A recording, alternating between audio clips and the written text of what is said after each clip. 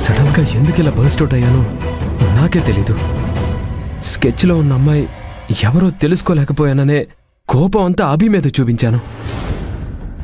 నాకే ఎందుకు ఇలా జరుగుతోంది? పర్లేదు, రాహుల్ కూడా ఫ్రస్ట్రేషన్లోనే ఉన్నాడు.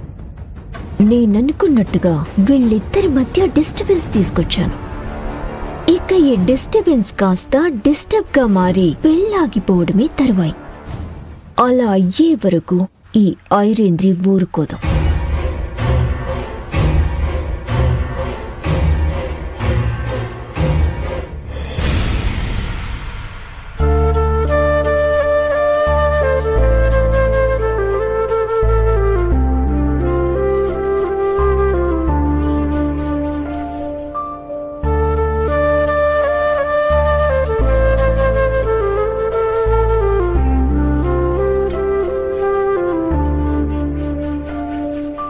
రోజులు నా ప్రేమ నిజమైంది కాబట్టి నేను చిన్నప్పటి నుంచి ఆశపడ్డట్టే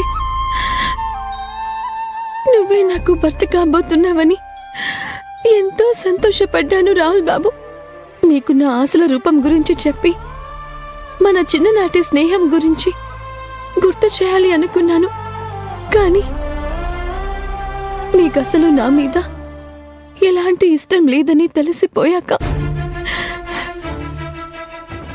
ఇంకా ఈ నిజాన్ని చెప్పాల్సిన అవసరం లేదు.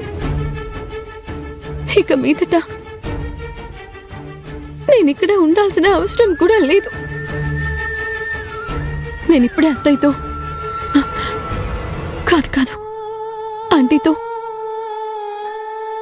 నాకు ఈ పెళ్లి ఇష్టం లేదని చెప్పేసి నేను వెళ్ళిపోతాను. ఇప్పటికీ మీ మీద నాకేం కోపం లేదు రాహుల్ బాబు. నీ మనసులో స్థానం సంపాదించుకోలేకపోయానే అనే బాధే ఉంది. నేనంటే ఇష్టం లేదని మొహాన్ని చెప్పేసినాక